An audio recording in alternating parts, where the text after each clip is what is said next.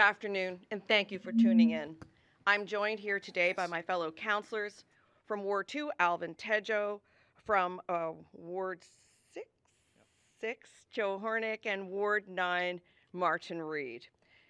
Today marks what I'll now call the first phase in Mississauga's independence from the region of Peel. This isn't the end of our path to independence, it's simply a bump in the road. While this isn't the announcement I was hoping for, and I know many of you were expecting me to react differently, I want to acknowledge the Premier and Minister could have chosen to completely walk away from dissolution today, but they chose not to.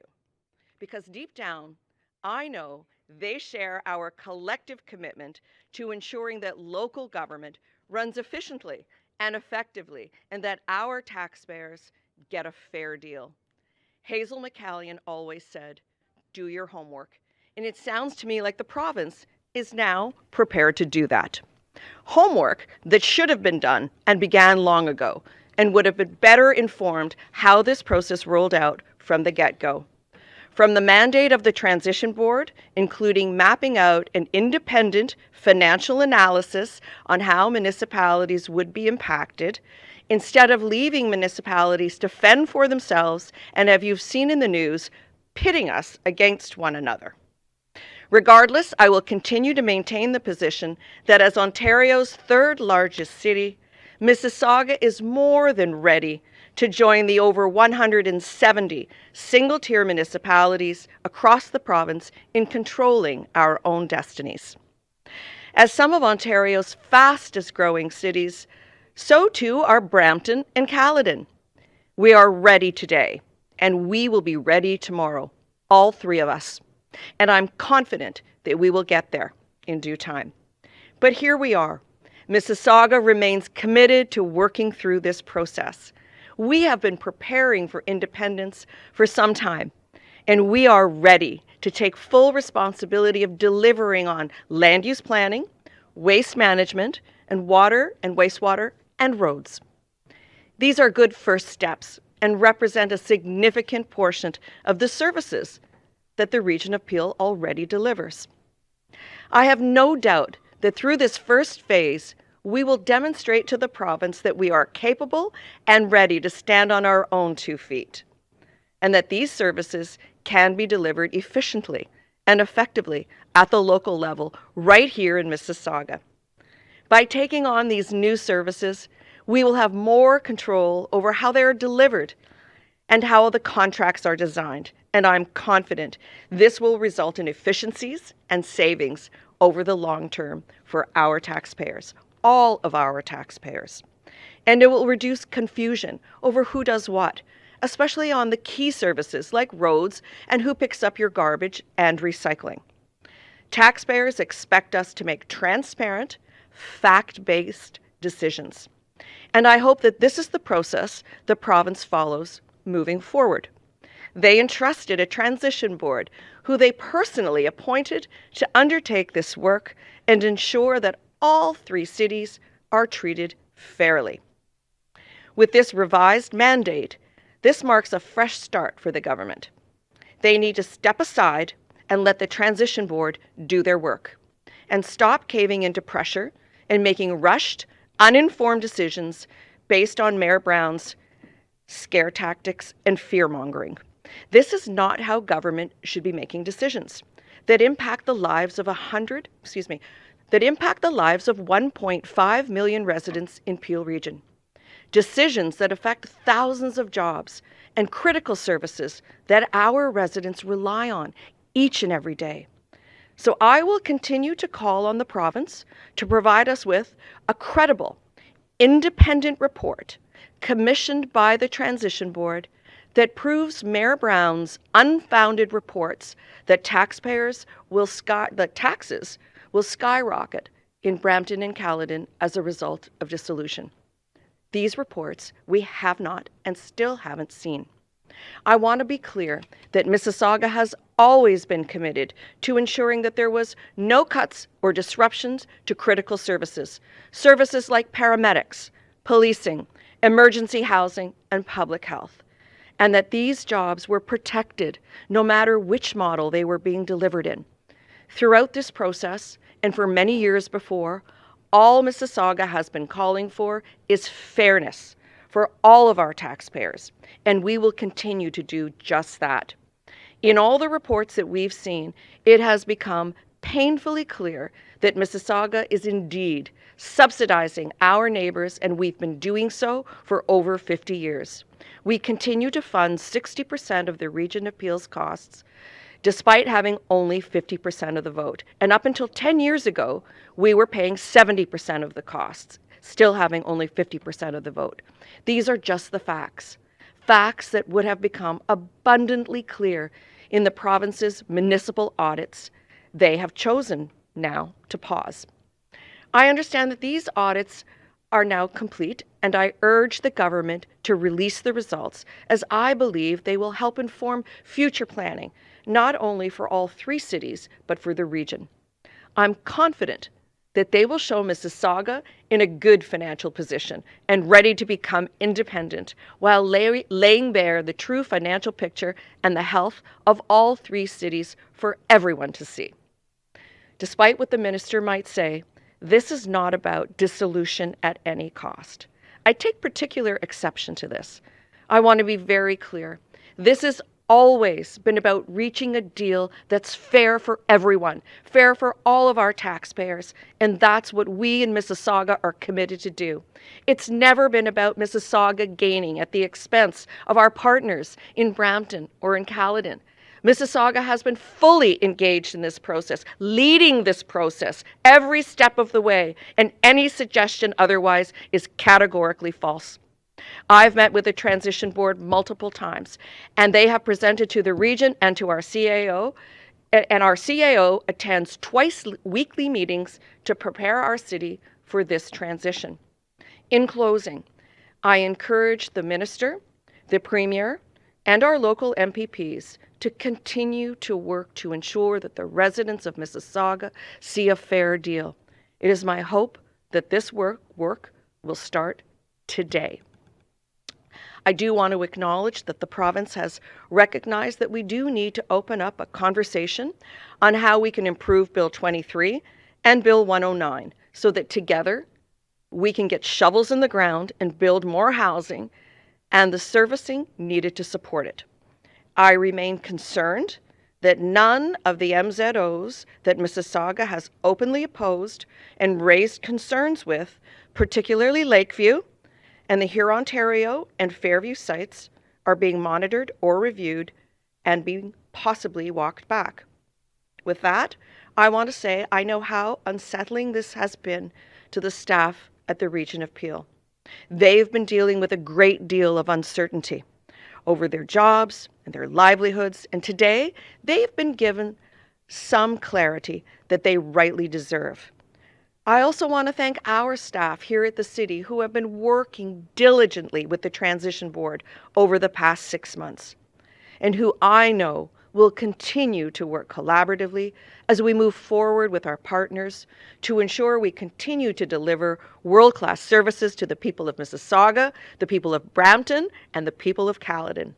My message to residents remains the same. It's business as usual here for the time being. And now, along with our CAO, we're open to any questions on this topic.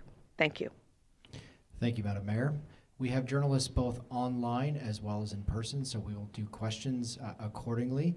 I will reiterate that we will do 1 question with 1 follow-up before we move on to the next outlet. I would also ask that the questions pertain to the dissolution of the Region of Peel and not Mayor Crombie's role as the leader of the Ontario Liberal Party. And with that, we'll go to our first question from Steve Cornwell of the Mississauga News. Hi, Mayor Crombie. Hi, Steve. It seems of the services that the province has suggested now will be untouched in whatever kind of dissolution process happens going forward.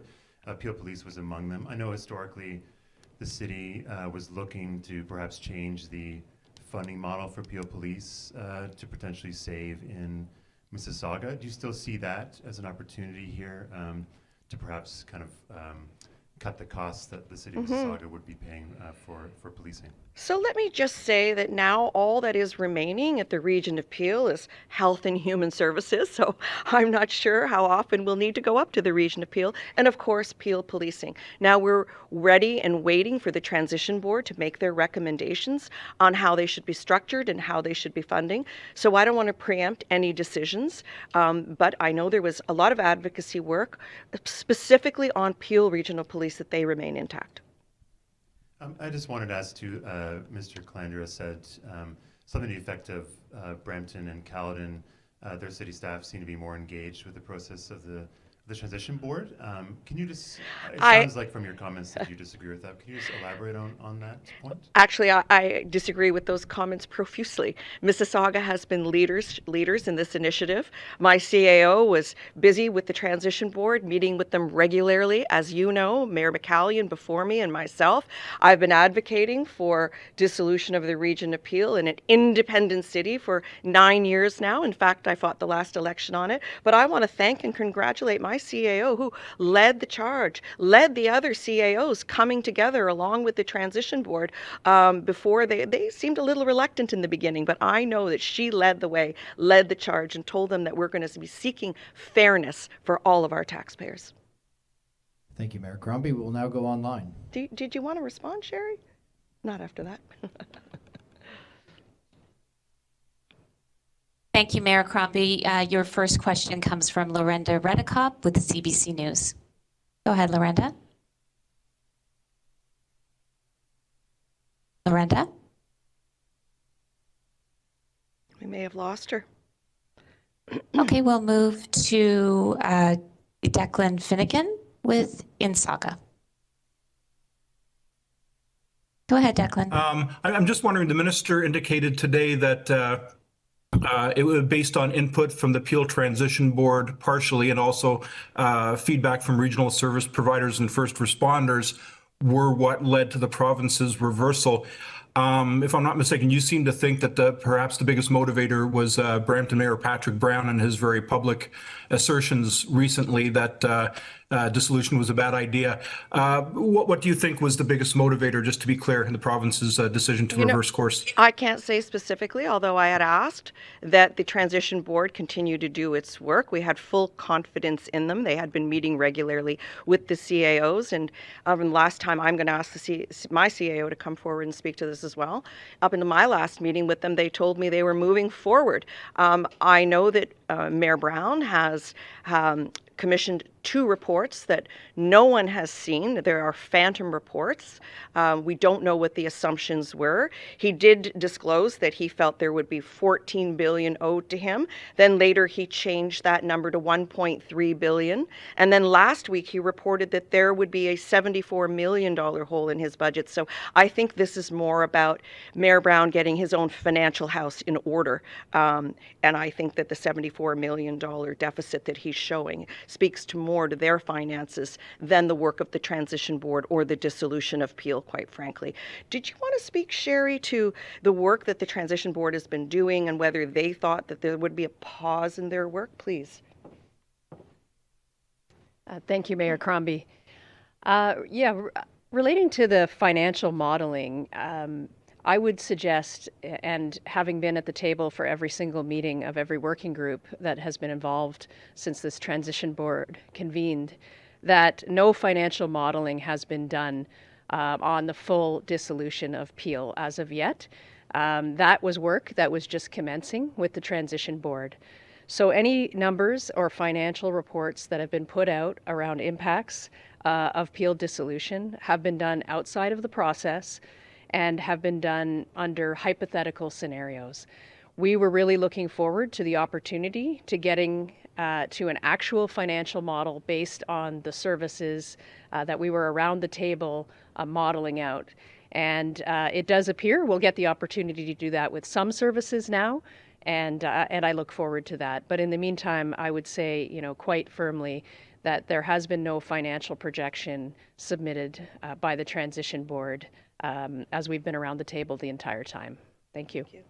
If I can just add to Declan, that. do you have a follow? Yeah, I'm just going to add to that, if I may. So the two reports that we're aware of, the first cited by Mayor Brown was the Deloitte report. The Deloitte report was commissioned by the Region of Peel to justify the ongoing existence of the Region of Peel. So of course, any updating of those numbers would deeply exaggerate the numbers that we are already familiar with on the rationale for why the region would be intact, without analyzing the potential gain of separation for the other municipalities. And with respect to the other report, KPMG, I've not seen it. I've not heard of it. I would like him to table it so we all have the benefit of reviewing it and reviewing the financial analysis that was done. But that said, it's the task of the transition board to undertake a financial analysis, and we were looking forward to that analysis coming forward. And of course, at the end of the day, we want everyone to be made whole. We want fairness for all three municipalities. This is not gain for anyone. I believe that there will be fairness with tax dollars and the ability to control our own destinies. And I will say that given this announcement today, some of the largest ticket items will be moved off into service agencies such as water, wastewater, and waste. And of course, bringing planning and roads down to the lower tier, there is not much left at the Region of Peel other than health and human services. Yeah. And of course, Declan, do you have a follow-up and question? of course, Peel Police. Yes, please. Thank you. I know reports and rumors started to publicly circulate last week. Mayor Crombie, did you have any indications before that, either in speaking with Premier Ford or any other indications that gave you an uneasy feeling that this would actually continue on its course? I have not spoken to the Premier in months, maybe longer than 6 months, so I did not have any indication other than the speculation in the media. And we were waiting for word from the transition board. They were communicating actively with my city manager, and we had not been given any formal notice, not last week and not today. Mayor Crombie, your next question comes from Jack Howen with the Trillium. Go ahead, Jack. Hi, Mayor. Can you hear me? I can, Jack. Welcome. Okay, sorry, I went silent there for a second. On the audits, I just wanted to make sure that you said you believe the audits are complete, and have you seen Mississauga's? I do not. I have not. I'm going to ask my city manager to address that. Thank you. Thank you, Mayor Crombie, and thanks for the question. The city has been working with Ernst & Young, who were contracted by the province to complete these audits. It was divided into two parts. The first part was an assessment of the impacts of Bill 23 on the finances of the municipalities. And that part was deemed complete, and EY was drafting their final report for that first phase. We hadn't seen the report, but we understood that the work was done. The second part was a value for money audit that was just beginning. And now, based on the news today, it seems that the audits have been discontinued. Okay, thanks very much. But Jack, And, just to confirm that we have not seen the results of the audits, and they weren't complete, but almost complete. okay, thanks, Mayor. And on the MZOs that were part of the announcement today, how do you feel about Lakeview Village being excluded from that those reviews because it was issued in the last year? That's right. So we actually have a council directive that MZO, in fact, it was an EMZO, be reviewed. It was not commissioned by the city. The city did not ask for the MZO. And in fact, it was announced 3 days prior to our community consultation that was to occur on Monday night at a planning meeting. So that is one that we feel needs to be given a second look, sober second thought. And we have asked that the minister review that one, and there are two others on our list as well, as I mentioned, on Hurontario and Fairview. And Mayor Crombie, your next question comes from Joe Wittenbell with the Pointer. Welcome, Joe. Hi, Mayor Crombie. It's actually Joel Whitnable with the Pointer. Thank you for taking my question. So just so I'm aware and so I can kind of confirm, you and your staff have not seen or been shared any of the studies or evidence that the PC government is using to inform its decision making today? Yeah, quite accurate. I have not seen, I don't know which reports they are using. I sure hope they're not the ones that Mayor Brown is speaking of, because no one has seen those. Not this updated Deloitte report, which was commissioned initially to justify the ongoing existence of the region.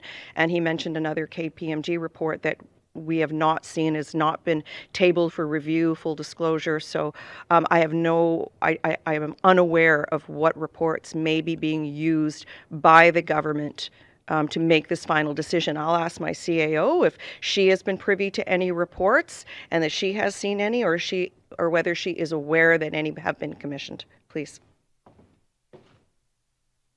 Thank you. As far as final reports, we haven't been provided any, and I would hope that some of the work that we've been doing around the table with the transition board has informed some of the decisions today.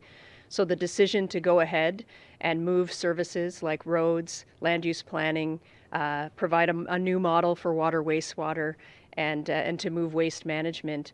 Those were all service areas that we were very advanced in our work around the transition table. And so presumably good information that was developed by those working groups was provided to the province from the transition board. But as far as any financial modeling or final reports, we have not seen any, and I'm quite confident that there was no financial modeling on the overall concept of Peel dissolution done by the transition board at this stage. Thank you. Well, did you have a follow-up? I do, yeah. Thank you. And thank you for that, Madam Mayor. I just wanted to get your response to what was kind of appeared to be a bit of a slight or an attack against Mississauga by Minister Calandra during his press conference, which seemed to be fueled by some false information about Mississauga's successful housing starts, saying that the city is one of the worst in the province. But when you look at the data from the region of Peel, for the third quarter of 2023, Mississauga actually outperformed Brampton and it looks like the entire municipality of Durham. Yeah, exactly. Is this concerning to you that the government appears to be using some false information to, support such a significant decision as this? Look, we are interested in building 1.5 million homes. We've been given a target of 120,000 homes, which I know we can achieve. I think it's been a while since Minister Calandra has been to Mississauga. I'd like to welcome him to Mississauga to see all the new developments, to see the density, intensification, and urbanization of Mississauga. I'd personally like to give him a tour of all the housing starts, and he can see for himself all the great things that are happening, all the building that is being done in Mississauga, whether at the lakeshore, at Lakefront, Lakeview, or Brightwater, all along here, Ontario, in our downtown, where I have 135 towers coming in the next 20 years. It is incredible. Or in our uptown. So much growth and development coming to Mississauga, and I'm so proud of the transformation of our city, and I welcome him, and I'll personally show him around all these great new achievements. Thank you very much, Mayor Crombie. Our last question comes from CTV. Hi, Mayor Crombie. Hi. Brian Weatherhead with Hi, CTV. With respect, the government said this is a done deal. There's been no dissolution of Peel. Why are you assuming that it will still happen? Well, to be quite honest, the bulk of the departments have already been either downloaded to the single tiers, which are water, wastewater. Waste is a major component. Also roads, regional roads, and land planning. Those are the largest departments. All that's left at the region of Peel is Health and Human Services and, of course, Peel Policing. So I'm not sure that bi-weekly meetings will be necessary at the region of Peel, and all that duplication in the infrastructure and the staff that are needed to continue the work of health and human services, or if they couldn't simply go the way that planning and roads have gone, being downloaded to the lower tiers so that we can all be independent single-tier cities, much like the other 170 single-tier cities that exist in Ontario today. I mean, Kingston, London, Windsor, even Dryden are single tier. So of course, Mississauga, Brampton, and Caledon can stand on their own 2 feet. Thank you very much, Mayor Crombie. That concludes our questions for today and therefore our press conference. Thank you, everybody, for coming. Thank you.